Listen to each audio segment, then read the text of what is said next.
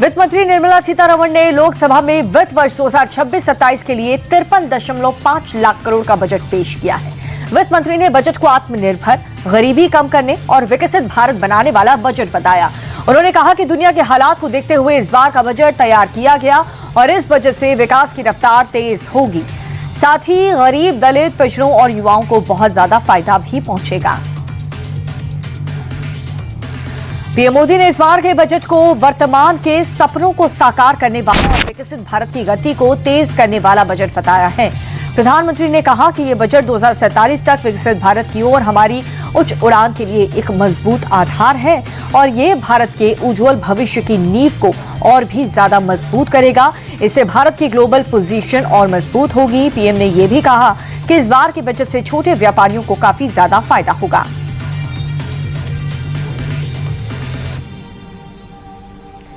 इस बार के बजट में सरकार ने इनकम टैक्स स्लैब में कोई भी बदलाव नहीं किया है। सरकार ने मोटर एक्सीडेंट क्लेम की रकम को भी इनकम टैक्स से छूट दे दी है और वहीं न्यू इनकम टैक्स एक्ट 1 अप्रैल 2026 से लागू होगा और साथ ही एम्प्लॉयज हायरिंग सर्विस पर 1 से 2% टैक्स लगेगा। सरकार ने टैक्स रिटर्न फाइलिंग की तारीख को भी 31 मार्च तक बढ़ा दिया है।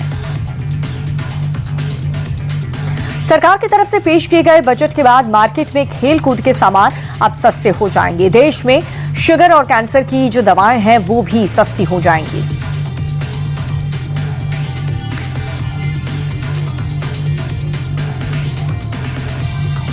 बजट में भारत में बनाने वाले कई सामान पर कस्टम ड्यूटी घटाने का ऐलान किया गया है, जिससे भारत में खास तौर पर लेदर और टेक्सटाइल भी अब ड्यूटी फ्री होगा या फिर इन पर काफी कम कस्टम ड्यूटी लगेगी। खास बात यह है कि डिफेंस सेक्टर में कस्टम ड्यूटी पर छूट दी जाएगी, जिससे भारत में बनने वाले डिफेंस को इक्विपमेंट भी सस्ते हो जाएंगे। बजट में शराब, सिगरेट, पान मसाला और तंबाकू उत्पादकों पर ज्यादा टैक्स लगाया गया है और साथ ही एक्साइज ड्यूटी भी बढ़ाई गई, जिससे सिगरेट और तंबाकू महंगे हो जाएंगे। नए टैक्स में 40% जीएसटी के साथ एक्स्ट्रा सेस और एक्साइज ड्यूटी जुड़ी है और सिगरेट की हर स्टिक पर यह शुल्क लागू होगा। इसका सीधा असर यह होगा कि सिगरेट पीने वालों को अब पहले से ज्यादा कीमत चुकानी पड़ेगी।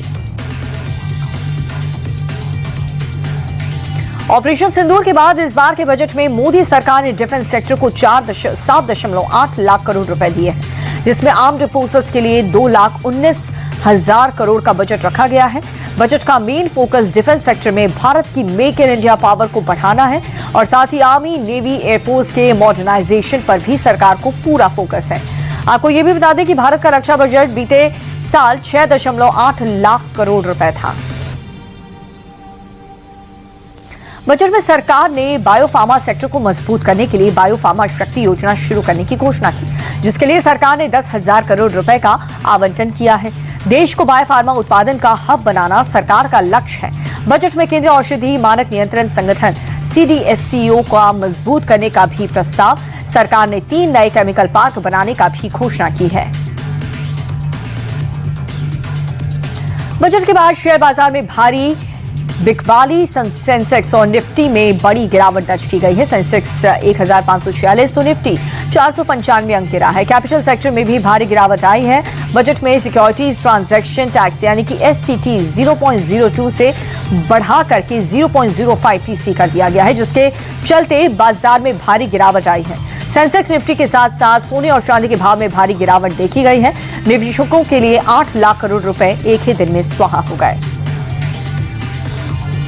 बजट के ऐलान के बाद PSU बैंक और स्मॉल कैप इंडेक्स पर सबसे ज्यादा असर देखने को मिला। PSU बैंक के शेयर्स 6 से 7% तक टूटे, तो वहीं मिड कैप इंडेक्स में भी भारी बिकवाली देखने को मिली है। केवल निफ्टी, IT और 50 हेल्थ केयर इंडेक्स में खरीदारी दिखी। इस बार के बजट में शेयर बाजार में फ्यूचर्स और ऑप्शंस ट्रेडिंग करने वालों को झटका लगा है। वित्त मंत्री ने बजट में ऐलान किया कि ऑप्शन ट्रेडिंग पर टैक्स बढ़ा दिया जाएगा और फ्यूचर्स ट्रेडिंग पर STT को 0.02 से 0.005 कर दिया गया है, यानी कि इसमें करीब 150% की बढ़ोतरी हुई है और वहीं ऑप्शन ट्रेडिंग पर करीब 50% की बढ़ोतरी हुई। इस बदलाव का सीधा असर उन रिटेल और प्रोफेशनल ट्रेडर्स पर पड़ेगा जो रोजाना कई सौदे करते हैं। पर्यटन को लेकर के बजट में सरकार ने कई बड़ी घोषणाएं की हैं। सरकार ने 20% पर्यटन स्थलों पर 10,000 गाइड्स को ट्रेनिंग देने का ऐलान किया और उनकी ट्रेनिंग IIM की देखरेख में होगी। इसके लिए सरकार एक पायलट योजना शुरू करेगी। हिमाचल प्रदेश, उत्तराखंड और जम्मू कश्मीर में ऐसे रास्ते बनाए जाएंगे जो कि ट्रैकिंग और हाइकिंग के लिए आसान हो, जिससे पर्यटकों को बढ़ावा मिल सके। वित्त मंत्री निर्मला सीतारमण का बयान विकसित भारत को ध्यान में रख करके बनाया गया बजट है। रोजगार निर्माण के लिए बनेगा बेहतर माहौल। बजट में स्ट्रक्चरल रिफॉर्म के लिए भी इकोसिस्टम बनाने पर जोर दिया गया। विकसित भारत में सबका विकास होगा। वित्त मंत्री ने कहा कि ग्रोथ को बढ़ावा देने की दिशा में जारी है काम, जहां पर कैंपस में लगातार बढ़ोतरी जारी है। 20 नए जलमार्ग और हाईवे बनाने का ऐलान किया गया है। खादी और हथकरघा को मजबूत करने के लिए बजट में सरकार ने महात्मा गांधी ग्राम स्वराज योजना शुरू करने का ऐलान किया। सरकार ने मेगा टेक्सटाइल पार्क बनाने की भी घोषणा की है। वन डिस्ट्रिक्ट वन प्रोडक्ट को बढ़ावा देने पर भी सरकार का फोकस है। एमएसएमई सेक्टर के लिए सेल्फ रिलायंट इंडिया फंड बनाया जाएगा, जिससे माइक्रो एंटरप्राइजेस को मदद मिलेगी। बजट में इलेक्ट्रॉनिक्स मैन्युफैक्चरिंग के लिए 40,000 करोड़ का प्रस्ताव किया गया है और साथ ही टेक्सटाइल पार्क बनाने की योजना पर सरकार ने मोहर लगा दी है। कंपनियों के विस्तार में भी मदद की जाएगी। कंस्ट्रक्शन इक्विपमेंट्स के लिए भी स्कीम लाने की योजना बनाई गई है। बजट 2026 से में एजुकेशन टू एम्प्लॉयमेंट कमेटी बनाने की घोषणा की गई है और इसका मकसद भारत की जो सर्विस है। बजट 2026 में एजुकेशन टू एम्प्लॉयमेंट कमेटी बनाने की घोषणा की गई और इसका मकसद भारत की सर्विस सेक्टर को मजबूत करना है, देश को वैश्विक स्तर पर नेतृत्व देने लायक बनाना है।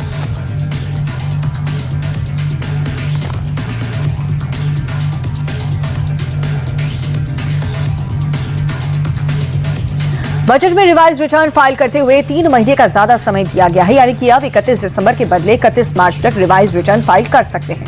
न्यू इनकम टैक्स एक्ट में 1 अप्रैल 2026 से लागू होगा। फॉर्म रीडिजाइन किए गए हैं ताकि आम लोग उसे आसानी से भर सकें। वित्त मंत्री निर्मला सीतारमण ने खादी और साथ ही हस्तशिल्प टेक्सटाइल को मजबूत करने के लिए योजना का प्रस्ताव रखा। टेक्सटाइल श्रमिक प्रोत्साहन योजना और राष्ट्रीय हथकरघा और हस्तशिल्प कार्यक्रम की भी घोषणा की गई। चुनौतियों के आधार पर मेगा टेक्सटाइल पार्क बनाने का प्रस्ताव रखा गया है।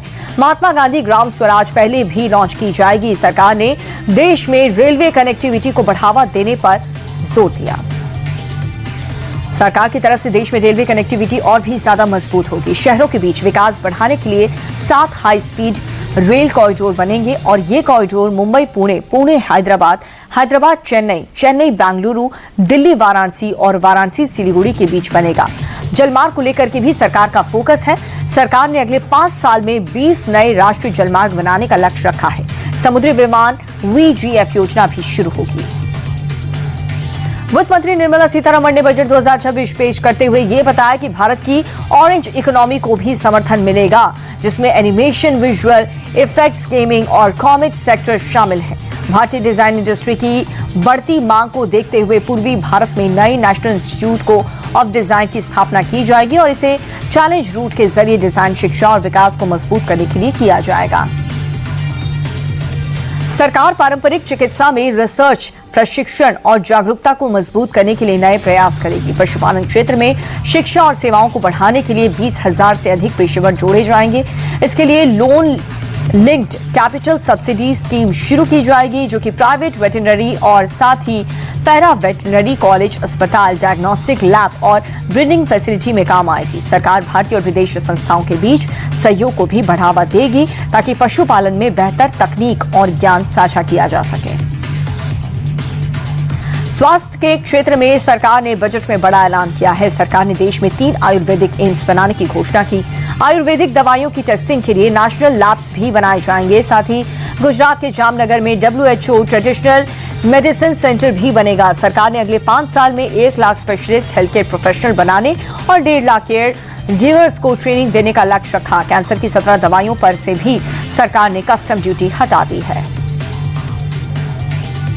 वित्त मंत्री निर्मला सीतारमण ने बजट में फिस्कल डेफिसिट को लेकर के एक बड़ा ऐलान किया है। उन्होंने बताया कि सरकार ने वित्त वर्ष 2026-27 के फिस्कल डेफिसिट का लक्ष्य 4.3% तय किया। वित्त मंत्री ने यह भी बताया कि वित्त वर्ष 2022 में राजकोषीय घाटे को 4.5% से नीचे लाने का जो भी वादा किया गया था, उसे सरकार ने सफलतापूर्वक पूरा कर लिया है। शिक्षा और रोजगार के क्षेत्र में बजट में बड़ी घोषणाएं की गई हैं। बजट में 3 नए अखिल भारतीय आयुर्वेदिक संस्थान बनाने का ऐलान किया गया। अगले 5 साल में बायोफार्मा पर 10,000 करोड़ रुपए खर्च करने का प्रस्ताव है और साथ ही सरकार देश के हर जिले में लड़कियों के लिए हॉस्टल बनाएगी।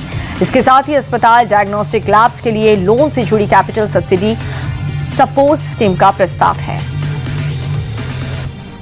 सरकार ने पिछले बजट में विदेश में पढ़ाई करने वाले छात्रों और उनके परिवार को बड़ी राहत दी थी। पहले अगर कोई भी छात्र एजुकेशन लोन लेकर के विदेश पढ़ने जाता था तो उसे पैसे को बाहर भेजते समय ज्यादा पैसे देने पड़ते थे। अब मान्यता प्राप्त बैंक या फिर संस्थान से लिए गए एजुकेशन लोन पर विदेश भेजने पर TCS नहीं लगेगा, यानी कि पढ़ाई का खर्च थोड़ा सस्ता हो गया है। पहले एक व्यक्ति साल में 7 लाख तक बिना TCS के भेज सकता था, लेकिन अब ये स्कीम सीमा बढ़ा करके 10 लाख कर दी गई है। बजट में NRI को सरकार ने बड़ी राहत दी है और अब विदेश में 1 करोड़ तक की प्रॉपर्टी पर पेनाल्टी खत्म कर दी है। 20 लाख रुपए से कम की विदेश में इमूवेबल प्रॉपर्टी साथ ही डिस्क्लोज करने पर पेनाल्टी नहीं लगेगी। NRI को प्रॉपर्टी बेचने के लिए टैन की जरूरत नहीं होगी। अब NRI पैन के जरिए ही प्रॉपर्टी बेच सकेंगे।